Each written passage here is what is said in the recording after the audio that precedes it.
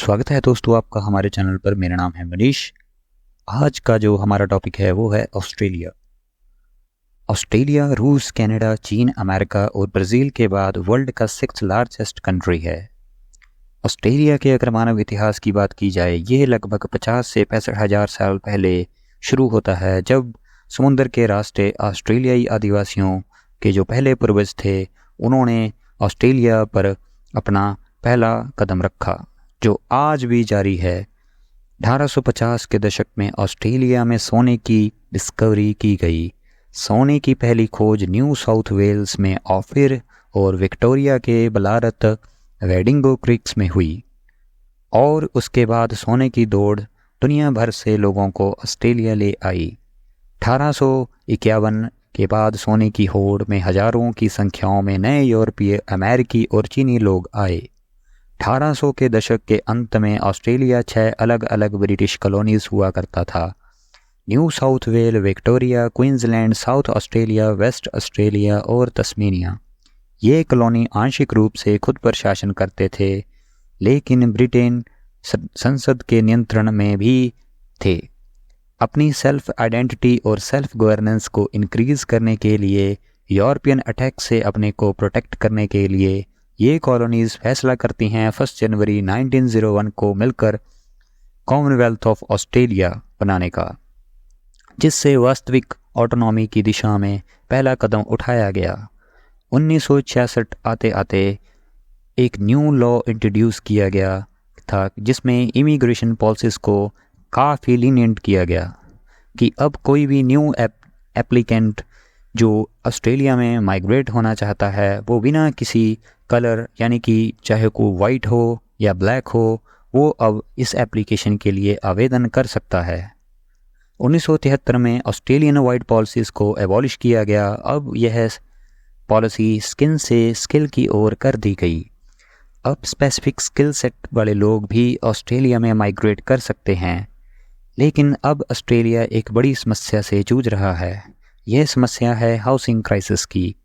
जी हाँ, ऑस्ट्रेलिया में housing bubble बना हुआ है। इसके शहर Sydney, Melbourne, Adelaide most least affordable cities में आ गए हैं। 1970 में सिडनी में घरों की कीमतें औसतन $27,500 के करीब थी, जो आज की कीमतों के लगभग $2.5 लाख होंगी। तुलना के लिए सिडनी में घर की कीमत वर्तमान औसत मूल्य 1.1 मिलियन है।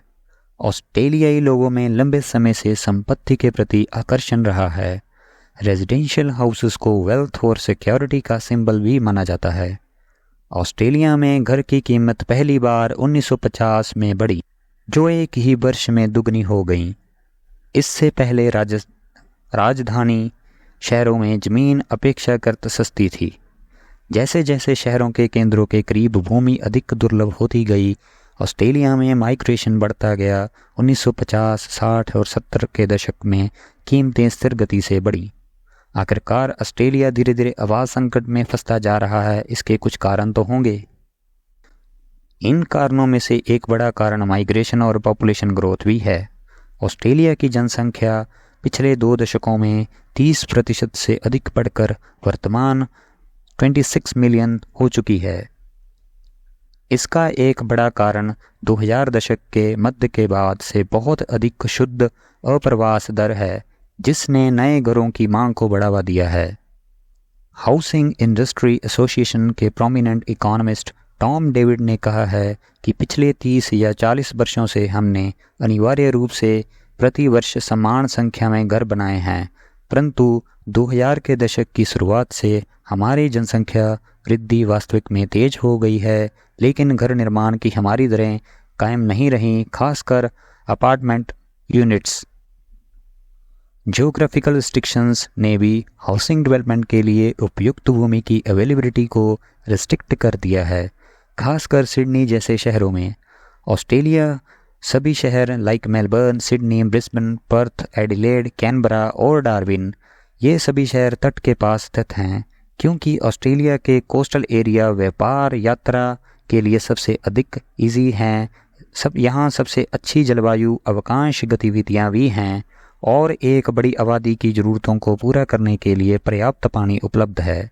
इसके अलावा पहले यूरोपीय निवासी नाव के जरिए यहाँ पहुँचे थे। स्वाभाविक रूप से यही बस्तियाँ हौली हौली विकसित होनी शुरू हो गई। आप सोचते होंगे कि ऑस्ट्रेलिया के पास तो बहुत ही लैंड अवेलेबिलिटी है, फिर ये हाउस क्यों नहीं कंस्ट्रक्ट कर लेते। एक्चुअली में समस्या ये है कि देश की 2/3 से अधिक हिस्से में केवल 500 मिलीमीटर से भी कम वार्षिक वर्षा होती है। सेंट्रल ऑस्ट्रेलिया का यह भाग तराई तटों से दूर महाद्वीप के मिडल में स्थित है और यही कारण है कि देश के 80% से अधिक आबादी तट से 50 किलोमीटर के भीतर रहती है। बाकी सब कुछ रेगिस्तान है और हार्श क्लाइमेट है, लैक ऑफ सोर्स अवेलेबिलिटी है, एक्सपेंसिव इंफ्रास्ट्रक्चर है और इसकी वजह से यहाँ पर मानव निवास को बनाए रखना काफ़ी कठिन है। यही कारण है कि 80% से भी अधिक ऑस्ट्रेलियाई पूर्वी तटों के पास रहते हैं। उनमें से केवल 10% पश्चिमी ऑस्ट्रेलिया में रहते हैं, ज़्यादातर पर्थ और साउथ वेस्ट के कोनों में रहते हैं। सरकारी नीतियों का ऑस्ट्रेलिया में हाउसिंग मार्केट और अफोर्डेबिलिटी पर महत्वपूर्ण प्रभाव पड़ा है। Tax incentive, capital gain tax exemption के साथ साथ लो मॉर्गेज इंटरेस्ट रेट जैसे प्रोत्साहनों ने लोगों को घर खरीदने के लिए मोटिवेट किया है। हालांकि इन नीतियों का पिछले 2 दशकों में ऑस्ट्रेलियाई इमूवेबल एसेट्स पर मूल्य की वृद्धि पर सीमित प्रभाव पड़ा है। इन नीतियों ने आबादी के कुछ वर्गों का तो भला किया है, लेकिन हाउसिंग क्राइसिस में भी इसका योगदान है, जिससे कई ऑस्ट्रेलियाई लोगों के लिए हाउसिंग मार्केट में प्रवेश कर पाना, किफ़ायती किराए की संपत्ति को ढूंढना और भी मुश्किल हो गया है। वीकली रेंट सिडनी में लगभग पहुंच गया है $630, मेलबर्न में 550 पर वीक डॉलर। बदलती जीवन शैली के कारण युवा ऑस्ट्रेलियाई लोगों को घर की ऑनरशिप हासिल करने में महत्वपूर्ण चुनौतियों का सामना करना पड़ रहा है। घर खरीदने में असमर्थता के कारण 25 और 34 वर्ष के लोगों के बीच घर खरीदने में लगातार गिरावट आ रही है।